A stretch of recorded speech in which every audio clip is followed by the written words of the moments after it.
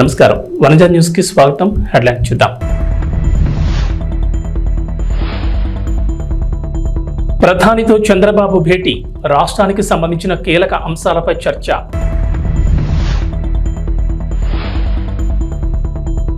AP ప్రజలకు చంద్రబాబు సర్కార్ good news, ఈ నెల 8 నుంచి ఉచిత ఇసుక విధానం అమలు.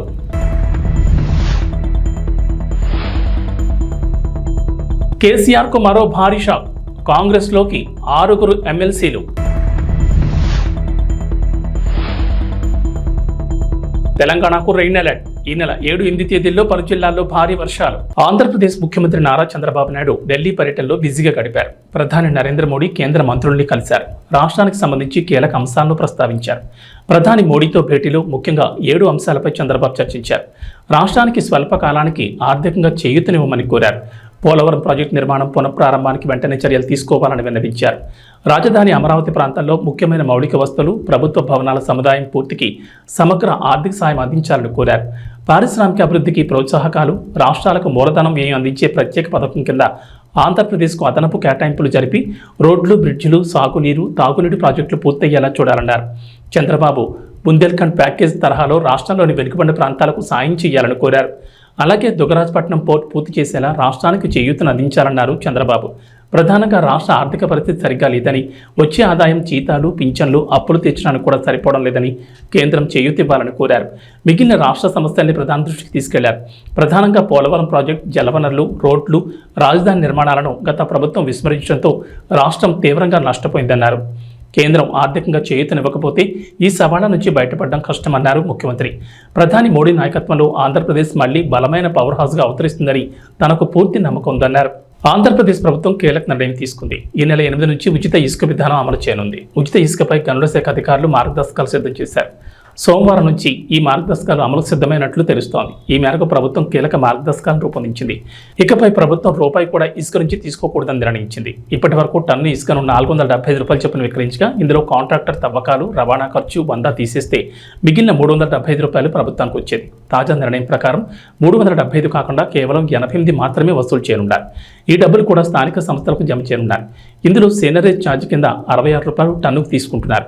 ఈ 66 రూపాయలను నేరుగా జిల్లా, మండల పరిషత్తులు, పంచాయతీలకు చేరుతుంది. 19.80 జిల్లా ఖనిజ నిధి కింద వసూలయ్యే మొత్తం రీచ్ ప్రాంత అభివృద్ధికి జిల్లా ఖాతాలోకి వెళుతుంది. 1.32 గనుల శాఖలో ఖనిజ అన్వేషణ ట్రస్ట్కు వెళ్లనుంది. గతంలో ఉన్న విధానంతో పోలిస్తే ఇసుక ప్రతి టన్నుకు 287 భారం తగ్గుతుందని అధికారులు చెబుతున్నారు. ఆంధ్రప్రదేశ్లో రేషన్ పంపిణీకి సంబంధించి పౌర సరఫరాల శాఖ మంత్రి నాదెండ్ల మనోహర్ కీలక వ్యాఖ్యలు చేశారు. గత ప్రభుత్వ హయాంలో రేషన్ మాఫియాలో ప్రధాన భాగస్వాములు ఎండియు వాహనాల నిర్వాహకులేనని ఆరోపించారు. వైఎస్ఆర్సీపీ ప్రభుత్వంలో రేషన్ డోర్ డెలివరీ పేరుతో 9,260 వాహనాలు కొనుగోలు చేసిన విషయాన్ని గుర్తు చేశారు. దీంతో పౌర సరఫరాల సంస్థకు 1,500 కోట్ల నష్టం జరిగిందన్నారు. రాష్ట్రంలో ఎండియూల ద్వారా రేషన్ పంపిణీ చేయడంపై త్వరలోనే చర్చించి ఓ నిర్ణయం తీసుకుంటామని తెలిపారు. రేషన్లో భాగంగా పేదలకు ఇచ్చే పంచదార, అంగన్వాడీలకు ఇచ్చే కందిపప్పు, నూనె ప్యాకెట్లు బరువు తక్కువగా ఉన్నట్లు గుర్తించినట్లు మంత్రి తెలిపారు. ఈ కారణంగానే రాష్ట్ర వ్యాప్తంగా కందిపప్పు, పంచదార, నూనె, ఇతర ప్యాకెట్ల పంపిణీ నిలిపివేయాలని మంత్రి అధికారులను ఆదేశించారు. అలాగే ప్రస్తుతం నిలిపేసిన పంచదార, కందిపప్పు, ఇతర వస్తువుల్ని త్వరలోనే రేషన్ కార్డుదారులకు అందజేస్తామన్నారు మంత్రి. రేషన్ విషయంలో జాగ్రత్తలు తీసుకుంటామని, అవినీతికి తావు లేకుండా చర్యలు తీసుకుంటామని అన్నారు. 7,615 మెట్రిక్ టన్నులను సీజ్ చేశాం ఒక్క రోజులోనే. ఈ రోజున మళ్ళీ ఉదయం నుంచి ప్రారంభించాం. ఒక 3 చోట్ల మాకు స్పష్టంగా ఆధారాలు దొరుకుతున్నాయి. ఎన్ని కోట్ల రూపాయలు ఈ విధంగా ప్రజాధనాన్ని సొంత లాభం కోసం, ఒక కుటుంబం కోసం ఉపయోగించుకున్నారో మీ అందరికీ బాగా తెలుసు. కాబట్టి ఆ మార్పు ప్రజలు కోరుకున్నారు. ఆ మార్పు మేము చేసి చూపిస్తాం. కాకినాడ పోర్ట్ అంటేనే అందరు భయపడుతున్నారు. ఈ రోజున ఏ స్థాయికి వెళ్ళారంటే సొంత వెసల్ మెయింటైన్ చేసుకుంటున్నారు వాళ్ళు. అంటే ఎంత రైస్ ఇక్కడి నుంచి ఎక్స్పోర్ట్ అయిపోయిందో ఆఫ్రికా దేశాలకి మీకు అర్థం అవుతుంది. సొంత వెసల్ మెయింటైన్ చేసుకునే స్థాయికి వీళ్ళు ఎదిగారు. ఇతర దేశాల్లో వీళ్ళకి అకౌంట్స్ ఉన్నాయి. ఇతర రాష్ట్రాల నుంచి కూడా వీళ్ళు సరుకు తీసుకొస్తున్నారు. స్థానిక పోలీస్ అధికారులు కూడా చెప్పాం. టోల్ గేట్ల దగ్గర సీసీటీవీ ఫుటేజ్ తీసుకుని గత 10 రోజుల నుంచి, అంటే నా పర్యటన ఉందని తెలుసుకుని 3-4 రోజుల నుంచి కూడా చాలా స్టాక్స్ లిఫ్ట్ చేసేశారు. ఇది చాలా పెద్ద కార్టెల్ ఏర్పడ్డారు. కాబట్టి వీళ్ళందరి పైన కూడా క్రిమినల్ యాక్షన్ తీసుకుంటాం. అందులో ఏమాత్రం కూడా హెసిటేట్ చేసేది లేదు. లావాన్ ఇంటర్నేషనల్, రెండోది అయ్యప్ప ఎక్స్పోర్ట్స్ అంటున్నారు. అది బీబో వాళ్ళు టేక్ ఓవర్ చేసి నడిపిస్తున్నారు. మూడోది విశ్వప్రియ ఎక్స్పోర్ట్స్, నాలుగోది సరళ ఫుడ్స్, ఐదోది సాటెక్స్ ఇండియా. ఈ విఎస్ రాజు గోడౌన్స్ లో మాకు మన ఏపీ సివిల్ సప్లైస్ కార్పొరేషన్ సంబంధించిన ఆధారాలు, అంటే ఈ స్టాక్ కి సంబంధించిన స్లిప్స్ అన్ని కూడా అక్కడ ఉన్నాయి. సరుకు లేదు కానీ అక్కడ గోడౌన్ లో మాకు దొరికినాయి కాబట్టి టాలీ చేసి చూస్తే 2023-24 సంబంధించిన సరుకుగా దాన్ని నిర్ధారించాం. కాబట్టి వాళ్ళపైన కూడా కేసులు పెట్టి ముందుకెళ్తున్నాం. కొంతమంది చాలా పెద్దవాళ్ళు మాకు అన్ని విధాలుగా సపోర్ట్ ఉందని అనుకుంటున్నారు. ఐఎమ్ సారీ, ఇన్ని రోజులు మీరు చేశారు, ఇప్పుడు మాత్రం జరగదు. ఖచ్చితంగా యాక్షన్ తీసుకుంటాం. మాకున్న గోడౌన్స్ కానివ్వండి, ప్రైవేట్ గా తీసుకున్న గోడౌన్స్ లో కానివ్వండి, ఎక్కడ అవకతవకలు జరుగుతున్నాయో, ఏ విధంగా రవాణా జరుగుతుందో, వీటన్నిటిపైన కూడా డెఫినెట్ గా ప్రతి జిల్లాలో కూడా ఈ విధంగానే సమీక్షా సమావేశాలు ఏర్పాటు చేసుకుని కొన్ని చర్యలు తీసుకుంటాం. ఎందుకంటే ఇక్కడ ఒక మాఫియా ఏర్పడింది, వ్యవస్థీకృత మాఫియా, మామూలుగా లేదు. సామాన్యుడి పొట్టగొట్టి 39 రూపాయలు పర్ కిలో బియ్యం మీకు సరఫరా మేము కొని మీకు ఇస్తుంటే రూపాయికి 8 రూపాయలకి 10 రూపాయలకి ఈ దళారులు వచ్చి ఈ మాఫియా ఏర్పాటు చేసి ఒక కార్టెల్ గా వీరు ఏర్పడి కాకినాడ పోర్టుని అడ్డగా మార్చుకుని రాష్ట్ర వ్యాప్తంగా ఇక్కడ తీసుకొచ్చి ఇది ఒక భారీ దందాకి వీళ్ళు పాల్గొన్నారు. మాజీ ముఖ్యమంత్రి భారత రాష్ట్ర సమితి అధినేత కె చంద్రశేఖరరావుకు వర్ష షాకులు తగ్గుతున్నాయి. గత ఏడాది జరిగిన అసెంబ్లీ ఎన్నికల్లో ఓటమితో డీలాపడ్డ కేసీఆర్ కు నేతలు ఒక్కొక్కరుగా పార్టీని వీడుతున్నారు. కాంగ్రెస్ ఆపరేషన్ ఆకర్ష్ కు బీఆర్ఎస్ విలువలాడుతోంది. కాంగ్రెస్ లోకి బీఆర్ఎస్ వలసల పరంపర కొనసాగుతోంది. తాజాగా బీఆర్ఎస్ చెందిన 6 ఎమ్మెల్సీలు కాంగ్రెస్ లో చేరారు. ఎమ్మెల్సీలు భానుప్రసాద్, బస్వరాజ్ సారయ్య, దండే విఠల్, ఎంఎస్ ప్రభాకర్, ఎగ్గె మల్లేశం, బుగ్గారపు దయానంద్ కాంగ్రెస్ కండువాలు కప్పుకున్నారు. ఢిల్లీ పర్యటన ముగించుకుని ముఖ్యమంత్రి రేవంత్ రెడ్డి రాష్ట్రానికి రాగానే అర్ధరాత్రి ఆయన నివాసంలో వారంతా కాంగ్రెస్ పార్టీలో చేరడం గమనార్హం. ఈ కార్యక్రమంలో కాంగ్రెస్ వ్యవహారాల ఇన్ఛార్జ్ దీపాదాస్ మున్షి పాల్గొన్నారు. Dande Vithal Adilabad local body, Bhanuprasad Karimnagar local body, MS Prabhakar Rangareddy జిల్లా local body, Boggavarapu Dayanand governor కోట, ఎగ్గే మల్లేశం ఎమ్మెల్యే కోట, బశ్వరాజ్ సారయ్య గవర్నర్ కోటాలో ఎమ్మెల్సీలుగా ఎన్నికయ్యారు. శుక్రవారం అమావాస్య కావడంతో గురువారం రాత్రి వీడు కాంగ్రెస్ పార్టీలో చేరినట్టు తెలుస్తోంది. వీరి చేరికతో మండలంలో కాంగ్రెస్ బలం 12కు చేరింది. తెలంగాణ రాజకీయాల్లో ఆసక్తికర పరిణామాలు చోటు చేసుకుంటున్నాయి. బీఆర్ఎస్ పార్టీలోని కీలక నేతలు వరుసగా కాంగ్రెస్ పార్టీలకు చేరిపోతున్నారు.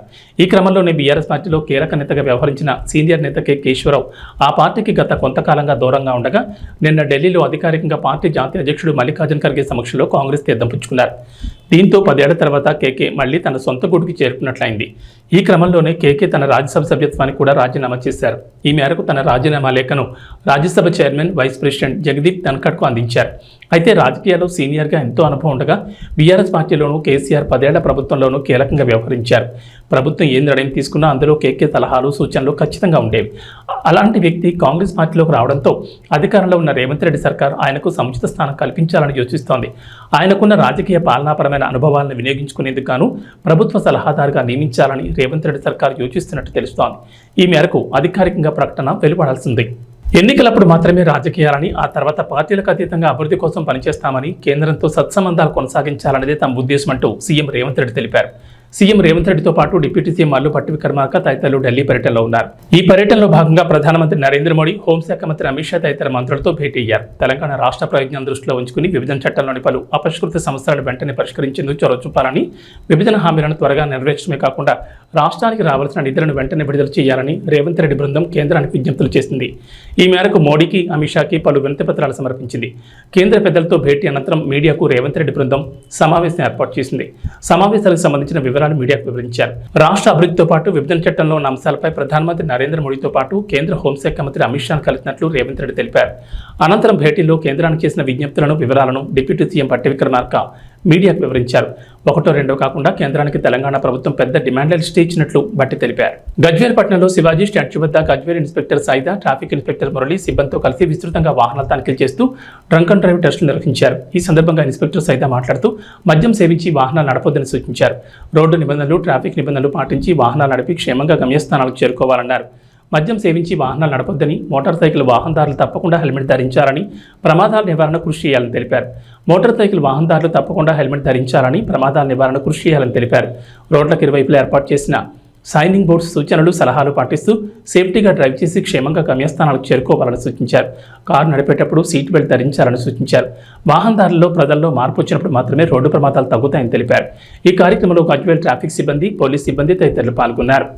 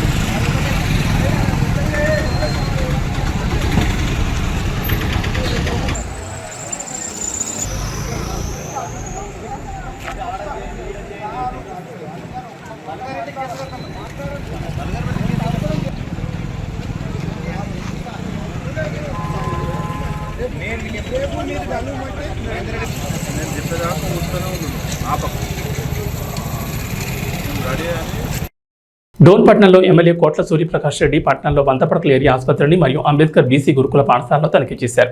ఈ సందర్భంగా వంతపడకల ఏరియా ఆసుపత్రికి కావాల్సిన సదుపాయాలు మరియు మిషనరీ గురించి డాక్టర్లతో తెలుసుకున్నారు. X ray room, lab, casualty, delivery ward కొరత పరిశీలించారు. అక్కడ ఉన్న రోగులతో మాట్లాడి సమస్యలు తెలుసుకున్నారు. అనంతరం అంబేద్కర్ బీసీ గురుకుల పాఠశాలలో 480 మంది పిల్లలకు hostel, kitchen, dining hall, students bench మరియు నీటి సమస్యలు తెలుసుకుని త్వరలో పూర్తి చేస్తామన్నారు. పాఠశాలలోని పిల్లలతో మాట్లాడి భోజన సదుపాయాలు, నీటి వసతి ఎలా ఉన్నాయని తెలుసుకున్నారు. అనంతరం పాతపేటలో ఉన్న ఆసుపత్రి భవనాన్ని మరియు పాత మున్సిపల్ భవనాన్ని ప్రభుత్వ ఆఫీసులకు ఉపయోగించుకునేలా చర్యలు చేస్తామన్నారు. ఈ కార్యక్రమంలో టీడీపీ నాయకులు మరియు బీజేపీ నాయకులు, జనసేన నాయకులు పాల్గొన్నారు.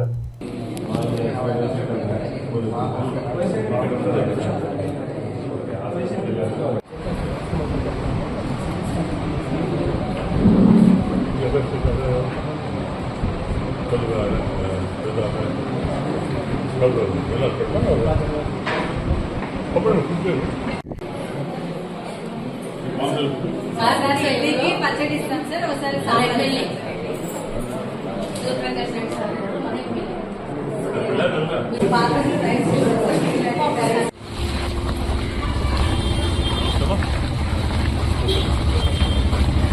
కర్నూలుకి రెఫర్ చేస్తున్నారు. ప్రైవేట్ హాస్పిటల్ ఇక్కడ నుంచి రెఫర్ చేస్తున్నారని ఆరోపణ, రోగుల ఆరోపణ. అదే దాన్ని కనుక్కుందాం. వంట డీటెయిల్స్ కనుక్కోవాలి. ఇప్పుడు మీరు దాకా ఇప్పుడు మేమంతా కూర్చొని మాట్లాడతారు. ఎందువల్ల రెఫర్ చేస్తున్నారు? షార్ట్ ఆఫ్ ఎక్విప్మెంటా, లేకపోతే షార్ట్ ఆఫ్ డాక్టర్సా, లేకపోతే రకరకాల అదే బెడ్ హాస్పిటల్కి బెడ్స్ రాలేదు. వాళ్ళ మినిమం ఫెసిలిటీస్ కావాలి కావాలి. ఆపరేషన్ చేయాలా, లేకపోతే పేషెంట్స్ చూడాలంటే మినిమం ఫెసిలిటీస్ కావాలి. వాటర్ కానివ్వండి, రకరకాల పరిస్థితులు ఎవరు లేవుతుంది. వాళ్ళు చెప్తారు కంప్లీట్ కాలేదు, ఓన్లీ ఫస్ట్ ఫ్లోర్ కంప్లీట్ అయింది, సెకండ్ ఫ్లోర్ కంప్లీట్ కాలేదు. వాళ్ళు ఇబ్బందులు అనుకున్నాయి. అవన్నీ కూడా డిస్కస్ చేసుకొని ఏం చేస్తే బాగుంటుంది, తొందరగా ప్రజలకు అందుబాటులో వచ్చే మార్గం చేయాలి. ఒకసారి మళ్ళీ డాక్టర్ వాళ్ళతో మాట్లాడి, కన్సల్ట్ ఆఫీసర్స్ మాట్లాడి, మాట్లాడి ఎందువల్ల డిలే అయింది, వాట్ ఆర్ రీజన్స్ కనుక్కొని తొందరలోనే స్టాఫ్ రిక్రూట్ చేసుకుంటూ మన స్టార్టెడ్ డాక్టర్ ఎందుకు రావట్లేదు డాక్టర్స్ సమ్ రీజన్స్ ఉంటాయి కనుకొని దాన్ని మనం రీప్లేస్ చేస్తారు. డాక్టర్ అయిపోతే కొంత వేరే డాక్టర్ వేసి ఇబ్బంది లేకుండా చూస్తే ప్రయత్నం చేస్తాం. సో నేను సుమారు ఎప్పుడైనా మంచి డిస్కస్ చేసి వాళ్ళ ప్రాబ్లం డాక్టర్ చెప్పాను. నేను వాళ్ళ ప్రాబ్లమ్స్ ఏంటి, వాళ్ళ ఏమేమి తక్కువనే వాళ్ళ స్టాఫ్ కానివ్వండి, నిజంగా మామూలుగా ఇన్పేషెంట్స్ ఫుడ్ సిస్టమ్ కానివ్వండి, రకరకాల సమస్యలు కొన్ని డిస్కస్ చేసి దాన్ని తొందరగా మాట్లాడి తొందరగా 1-2 months దాన్ని కంప్లీట్ చేసి ప్రజలకు అందుబాటులో వస్తే ప్రయత్నం చేస్తాం. అల్లూరు సీతారామరాజు ఒక పోరాట స్ఫూర్తి అని, వారి ధైర్య సాహసాలు యువతకు ఆదర్శనీయమని జిల్లా కలెక్టర్ పి రంజిత్ పాషా కొనియాడారు. అల్లూరు సీతారామరాజు 126వ జయంతి సందర్భంగా కలెక్టరేట్ కాన్ఫరెన్స్ హాల్లో జిల్లా గిరిజన సంక్షేమ శాఖ ఆధ్వర్యంలో అల్లూరు సీతారామరాజు చిత్రపటానికి జిల్లా కలెక్టర్ పూలమాలలు వేసి ఘనంగా నివాళులర్పించారు. ఈ సందర్భంగా జిల్లా కలెక్టర్ మాట్లాడుతూ, భారత స్వాతంత్ర చరిత్రలో అల్లూరు సీతారామరాజు ఒక మహోజ్వల శక్తి అని, ఆయన జరిపిన పోరాటం స్వాతంత్రోద్యమంలో ఒక ప్రత్యేక అధ్యాయం అన్నారు. స్వాతంత్రోద్యమంలో పాల్గొని తనకంటూ ఒక ప్రత్యేక స్థానాన్ని చాటుకున్న విప్లవ వీరుడన్నారు. మన్యం వీరుడు అల్లూరు సీతారామరాజు స్ఫూర్తితో ప్రతి ఒక్కరూ సామాజిక బాధ్యత కలిగి ఉండాలన్నారు. అల్లూరు సీతారామరాజును ఆదర్శంగా తీసుకుని దేశ సమాజ సేవలో ప్రతి ఒక్కరూ భాగస్వాములు కావాలన్నారు. అల్లూరి సీతారామరాజు చరిత్రను విద్యార్థులంతా తప్పకుండా తెలుసుకోవాలని, అల్లూరి స్ఫూర్తిని ఆదర్శంగా తీసుకుని నిస్సహాయ స్థితిలో ఉన్న వారిని ఆదుకోవాలని కోరారు. అల్లూరి సీతారామరాజు 1897 సంవత్సరంలో జన్మించి కేవలం 27 ఏళ్లు మాత్రమే జీవించి సమాజం కోసం ప్రాణాలు అర్పించారని తెలిపారు. ఆయన మరణించి 100 సంవత్సరాలు గడుస్తున్నా ఇప్పటికీ స్మరించుకుంటున్నామని, దేశం కోసం, అడవి బిడ్డల సంక్షేమం కోసం పోరాడిన వ్యక్తి అల్లూరి సీతారామరాజు అన్నారు.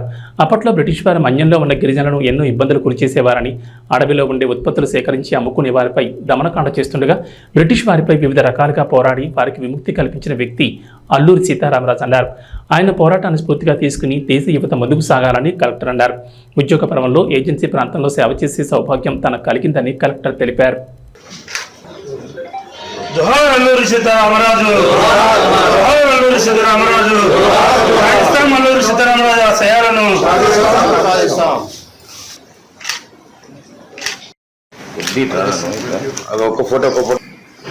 అల్లూరి సీతారామరాజు గారి జయంతి జరుపుకుంటున్నాం. రోజు 1997లో ఇదే రోజు ఆయన జన్మించడం జరిగింది. బాల్యం నుంచి కూడా ఉన్నత అనుభవాలు జరిగి, అలాగే దేశం కోసం చాలా చిన్న వయసులో మనల్ని అర్పించి మనందరి కోసం, అంటే ఎస్పెషల్లీ మనకి ఉన్నటువంటి షెడ్యూల్ ఏరియా కావచ్చు, అలాగే రంప అంటే రంప ఏరియా అంటాం. సో ఆ ఏరియాలంతా కూడా అక్కడ ఉన్నటువంటి చాలా వెనుకబడిన ట్రైబల్స్ కోసం ఎంతో కృషి చేసి ధైర్యంగా బ్రిటిషర్స్ వాళ్ళందరూ కూడా ఎదుర్కొని రంప తెలుగు వాళ్ళని ఏర్పాటు చేయడమే కాకుండా ట్రైబల్స్లో అప్పుడు ఉన్నటువంటి ప్రజల్లో చాలా వరకు ప్రభుత్వం యొక్క విరాగాలు కావచ్చు అప్పట్లో. సో వాటిని ఎలాగైతే వాటిని ఎదుర్కోవాలి, సో వాళ్ళకి ప్రాపర్గా ట్రైనింగ్ ఇవ్వడం, వాళ్ళందరికీ కూడా విద్యలో వాళ్ళందరికీ కూడా ట్రైనింగ్స్ ఇవ్వడం, సో ఒక తిరుగుబాటు విప్లవాన్ని అక్కడ తీసుకురావడం. సో దాని ద్వారా మీకు తెలుసు ఆ ఫర్దర్ స్టెప్స్ ఎలా జరిగాయో మనకి నేషనల్ మూమెంట్లో. సో ఆ తర్వాత ఇప్పటికీ కూడా మనం 8 సంవత్సరాల తర్వాత కూడా ఒక వ్యక్తిని మనం గుర్తుపెట్టుకొని మరి ఆయన గురించి మాట్లాడుతూ ఆయన మళ్ళీ స్మరించుకుంటున్నామంటే ఆయన చేసిన మంచి విషయాలు మనందరికీ ఆయన చేసినటువంటి అప్పుడు అంత ధీరోదాత్తంగా ఆయన పోరాడినటువంటి ఆ విలువలు కావచ్చు, ఆయన దేనికోసమైతే ఆ విప్లవాన్ని స్టార్ట్ చేశారో, దేనికోసమైతే తన ప్రాణాల చదువు లెక్క చేయకుండా ఎదురుండి పోరాడారో దాన్ని, ఆ విలువల్ని, ఆ భావాల్ని, ఆ యొక్క ఏవైతే ఆశయాలు ఉన్నాయో అవన్నీ కూడా మనం ఇప్పటికీ కూడా ఇంకా మనకి చాలా చోట్ల ఇంకా వెనుకబడినటువంటి వాళ్ళు ఉన్నారు. సో వాళ్ళందరినీ కూడా మనం పైకి తీసుకురావాలి. ఎస్పెషల్లీ షెడ్యూల్ ఏరియాకి సంబంధించి నేను కమిషనర్ డెవలపర్గా ఉన్నప్పుడు కొన్ని యాక్టివిటీస్ చేయడం జరిగింది. అలాగే ఇక్కడ కూడా కొన్ని యాక్టివిటీస్ మనం చేయడం జరిగింది.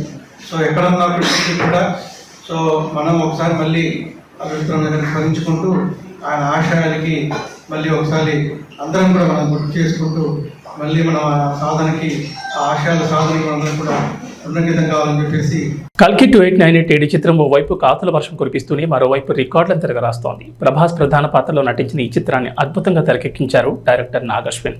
ఇక లెజెండరీ నటులు అమితాబ్ బచ్చన్, కమల్ హాసన్ ఇందులో కీలక పాత్రలో నటించారు. మొత్తానికి కల్కితో తిరిగి ఫామ్లోకి వచ్చిన ప్రభాస్కి తన పెద్దమ్మ కృష్ణరాజ్ భార్య శ్యామలాదేవి ఓ రిక్వెస్ట్ చేశారట. మన్యం వీరుడు అల్లూరి సీతారామరాజు జీవితంపై ఓ సినిమా చేయమని ప్రభాస్ను కోరతానని ఆమె అన్నారు. హైదరాబాద్ ట్యాంక్ బండ్ వద్ద క్షత్రియ సేవాసం నిర్వహించిన అల్లూరి సీతారామరాజు 127వ జయంతి వేడుకలో శ్యామలాదేవి పాల్గొన్నారు. ఈ సందర్భంగా మీడియాతో మాట్లాడుతూ ఈ స్టేట్మెంట్ ఇచ్చారు. అల్లూరి సీతారామరాజు పాత్రను కృష్ణరాజు గారు చేద్దామనుకున్నారు. ఆయన నా పాత్రలో చూడాలని మా అందరి కోరిక. కానీ ఆ తర్వాత కృష్ణ గారు చేశారు. చాలా మంచి సినిమా, పెద్ద హిట్ అయింది. ఇప్పుడు ఇన్ని సంవత్సరాల తర్వాత ఆ క్యారెక్టర్లో ప్రభాస్ను చూడాలని అభిమానుల కోరిక. వారి విన్నపాన్ని నేను బాబుకు విన్నవిస్తాను. ఆ క్యారెక్టర్కు ఏమాత్రం అవకాశం ఉన్నా ప్రభాస్ని చేయమని కోరుతాను. ప్రభాస్ని ఈ పాత్రలో చూస్తే సీతారామరాజు మళ్లీ పుట్టినట్లుగా అనిపిస్తుందని అభిమానులు అంటున్నారు. అది కూడా నేను ప్రభాస్ చెప్తానంటూ శ్యామలాదేవి అన్నారు. సీతక్క గారికి కూడా మా మాట మన్నించి వచ్చినందుకు ఆవిడకి కూడా మా ధన్యవాదములు. ఇంకో విషయం ఏంటంటే కమిటీ వారందరూ ఒకటి కోరారు. ఇప్పుడు కృష్ణరాజు గారు చేద్దాం అనుకున్నారు. ఆయన ఆ క్యారెక్టర్లో చూడాలని మా అందరి కోరిక. అలాగే తర్వాత కృష్ణ గారు చేశారు. చాలా మంచి మూవీ, ఎంతో హిట్ అయింది. ఎన్నో సంవత్సరాలు అయిపోయాక ఇప్పుడు ఆ క్యారెక్టర్లో ఒకసారి రిపీట్ అయ్యి మా ప్రభాస్ గారిని చూడాలని వాళ్ళందరూ కోరిక. వాళ్ళందరూ విన్నపం నేను బాబుకు వినిపిస్తాను. ఆ క్యారెక్టర్ ఏమాత్రం అవకాశం ఉన్నా ప్రభాస్ గారిని చేయమని కోరుతాం. మళ్ళీ ఇంకో సీతారామరాజు మళ్ళీ పుట్టాడు అని అనిపించేలాగా మాకు ఆ ప్రభాస్ గారిని చూస్తే అనిపిస్తుందని నాగరాజు గారు, మా నాగరాజు గారు వీళ్ళందరూ చెప్పడం జరిగింది. అది కూడా నేను బాబుకి తెలియజేస్తాను. ఈరోజు అల్లూరి సీతారామరాజు గారి గురించి ప్రతి ఒక్కరూ గర్వించదగ్గ మహానుభావుడు, మన్యం వీరుడు. T20 ప్రపంచ కప్ కైవసం చేసుకుని భారత గడ్డపై అడుగుపెట్టిన టీమిండియాకు ఘన స్వాగతం లభించింది. గురువారం మొత్తం టీమిండియా ప్లేయర్లు సంబరాల్లో మునిగిపోయారు. ఫ్యాన్స్ను ఉత్సాహపరుస్తూ గడిపారు. బార్బడోస్ నుంచి 15 గంటల ప్రయాణం తర్వాత టీమిండియా ప్రత్యేక విమానంలో ఢిల్లీలో ల్యాండ్ అయింది.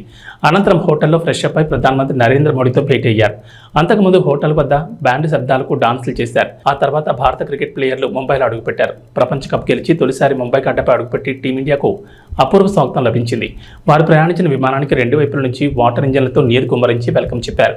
విజయోత్సవ ర్యాలీ సాగిన మెరైన్ డ్రైవ్ రోడ్ జనసంద్రాన్ని కల్పించగా అనంతరం వాంకడేలో ఏర్పాటు చేసిన కార్యక్రమంలో టీమిండియా ప్లేయర్లు భావోద్వేగానికి గురయ్యారు.